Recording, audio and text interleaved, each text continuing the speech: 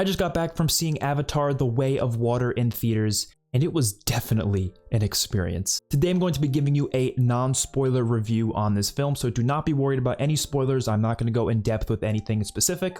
I'm just going to give you general thoughts on the film, the things I did like and the things I didn't like, as we always do. I will say my experience watching this film was slightly tainted because I was in a theater with quite possibly the worst audience I have ever had watching a film before. And of course, that's a much bigger problem when you're watching a film as long as this. This is a 3-hour and 10-minute film, and it was really bad. I mean, they weren't just like, you know, being annoying here and there. They were loud all the way through. It would be quiet scenes, whatever it may be. They would be having full-on conversations, this whole group behind me. Now, I thought it was kids the whole movie, honestly. I did, and I did stuff like that when I was a kid too, so I wasn't gonna yell at kids. But at the end of the film, I turned around to see who the people were, what they looked like. They were grown-ass men. They were grown-ass men, probably 10 years older than me, and they were talking the whole film. I don't know why they sounded like kids to me. By kids meaning like teenagers. But no, they were literally grown men laughing, throwing stuff around. I was like, okay, you can do that in like certain films, like comedies, and it's not really a big deal. But when you're trying to watch an emotional film that has emotional beats to it, you shouldn't be talking that much. But regardless, I was still able to appreciate a lot of this film. So let's get into the positives. The movie is visually stunning. That is probably what everyone is going to say. The first thing they're going to say when they're talking about this film. It is quite possibly one of the best looking movies you will ever see at this current time. And that is because James Cameron just really focused on that clearly. He's been working on this film for more than 10 years now. He really does care about how it looks visually, and he is one of my favorite filmmakers of all time. I have seen just about every one of his films other than maybe like 1 or 2 of them, and they are some of my favorite movies. You know, you got Terminator, Terminator 2, Titanic, True Lies, Aliens. They are all really great films. And Avatar, at least the first one, it was never one that I absolutely loved. It was definitely my least favorite of all his films, the ones that I saw, but I still enjoyed it quite a bit. I think there was a lot of great things about it, especially the visuals. That was definitely the highlight of it. And that's kind of the same thing for this one. The highlight is the visuals. It is the CGI. It is the motion capture, what they're able to do with everything that this film does. There's not a single part of it where you're like, ooh, that could have been better. No, like it all looks pretty damn amazing, and it's to the point where you can't tell what's real or what's computer generated. Like, you have no idea, because that's how great everything looks. And this one takes it a step further than the first one with the water environments, and that's obviously a big focus of the film. Obviously, water being in the title, there's a lot of water elements, whether it's above the water, just like on top of it, or under it. There's so much stuff they do with the ocean here, and there's something about water that just looks really great. So when you're able to mix these amazing visual effects with it, it just looks so incredible. I didn't see it in 3D, but I'm sure it would have been even better in 3D. I'm just not a big fan of 3D, especially for a long film. I don't want to sit through that for 3 hours. And even just from like an action standpoint, the different action sequences in this film, they're really well done, especially the last 30 minutes of this film. There's a specific action sequence in particular on a boat that I think just looks amazing. The way it's shot, the way it's handled, it's a really intense and a really captivating scene. So that alone is enough to see this film, I would say. But there's a lot of other solid things about it too. I actually like the character work in this film way more than I did in the first one. I think the first one, that was definitely one of the biggest issues with it, but this one did a lot more with the main characters. It didn't really do much with Neytiri. I think I'm saying her name right, honestly. They barely say her name in this film, but they said a lot in the first one, but I think I got it right. They didn't do nearly as much with her as they did in the first one. Like, they did way more with her in that one. This one felt way more focused on the kids. So Jake and Neytiri have like 4 kids in this film, and the kids are the main focus, 100%. You are following them for pretty much the whole film. Like, I would say even more than Jake, which some people might not like that, because Jake obviously was the main character of the first one, so you'd expect to follow him more. And I would agree with people in saying that that's not a good thing for them to do, to follow the kids so much, because, you know, we want to see the main character more, but we just see these kids that we're just meeting in this film. But what makes it work is that the kids are really great. Like, I do find them to be entertaining characters. Mainly one of them in particular, the one that's really connected with the whale.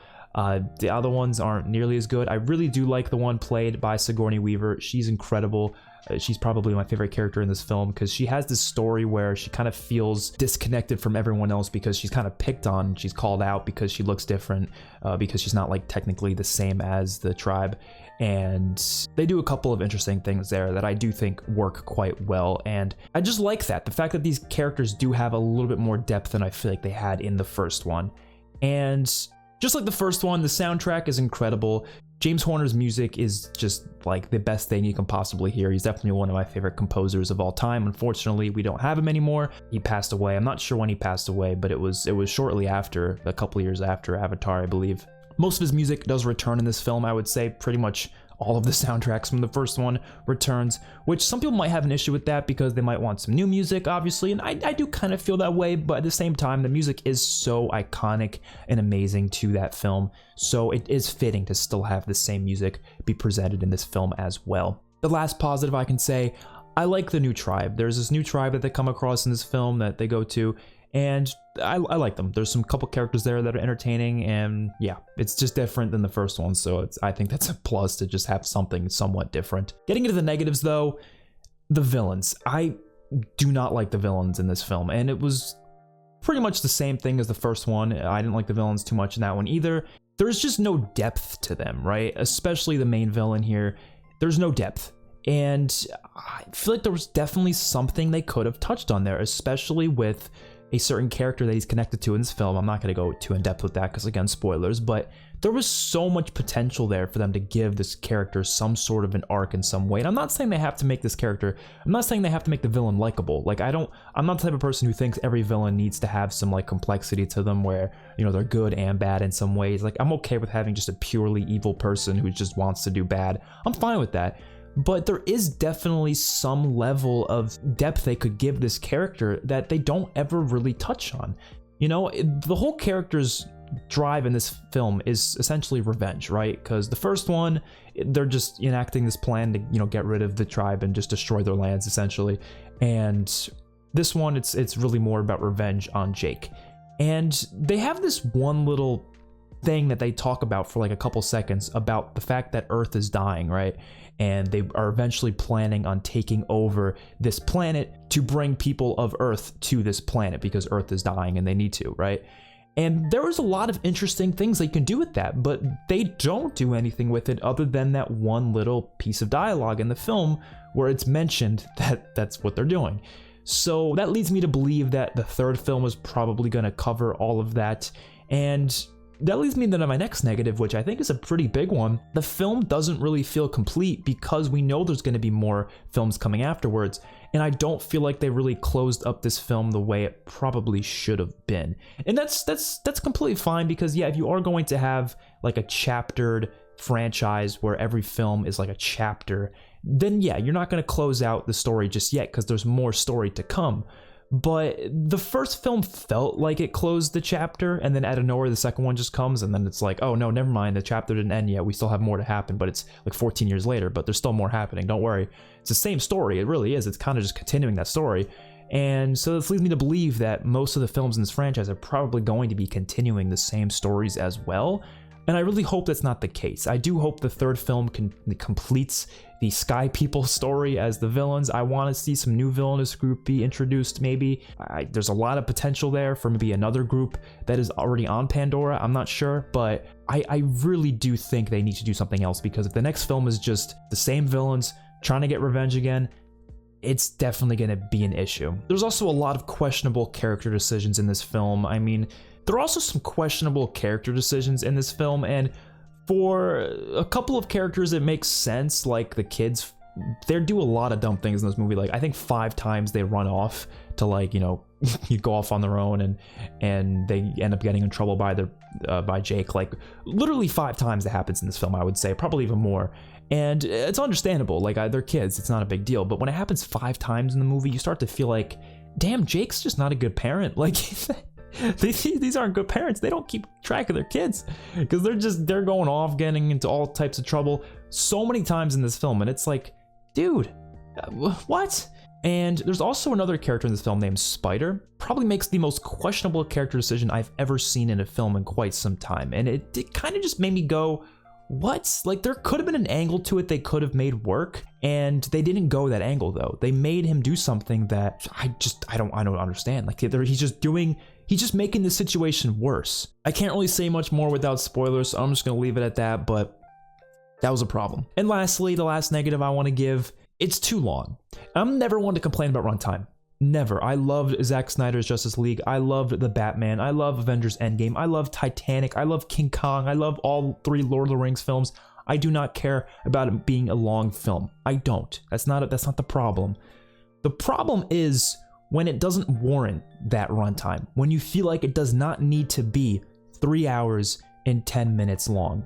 And there is definitely a large portion of this film that could have been cut. Mainly in the middle of the film. So the beginning of it, the first 40 minutes, you definitely need that. And obviously the last like hour is probably the best part of the film. You need that. The middle section, which is pretty much, in short, just all about the visuals. Like there's at least 40 minutes of this film where it's just like, you're just looking at cool stuff in the ocean. Like that's pretty much all it is, which it looks great. Don't get me wrong. It looks great. And I was having a good time with it.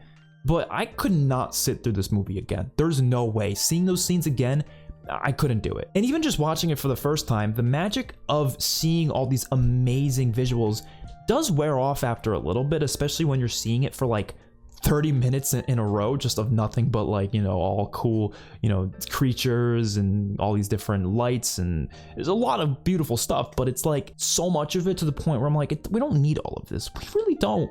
Some of it does some character work, some of the scenes do there, but a lot of it really doesn't, and you just feel like, we don't need this. We don't need this. I had a good time watching it, don't get me wrong. I was never bored. There was not a single point where I was bored, but I also felt like, yeah, that doesn't need to be there though. You definitely could have cut this up, and I think it would have made it a more digestible movie for more people. So that is going to be it for the review. For a rating, I'm going to give this film a 7.8 out of 10. So pretty decent. Like that's a good score. I think this is enough to warrant it a good film. I think I liked it like slightly more than the first one. I would probably give the first one like a 7.7. So it's slightly better. I don't think it's a lot better. I think it still has similar issues, but I do think the fact that the characters are a bit better, and of course, because it's, you know, more recent, the visuals are way better. And yeah, it's definitely a film you should see in theaters. I definitely recommend it. It's just not one that I personally would rewatch probably ever, honestly. I don't think I'm gonna rewatch this, but I had a good time, so that's really all that matters at the end of the day. I do wish I didn't have those dudes in my theater, because oh my god, it would have been so much better if I didn't have to hear them yelling every 3 seconds about random crap.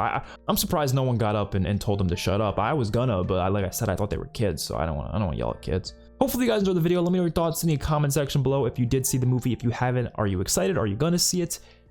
Peace out, everyone.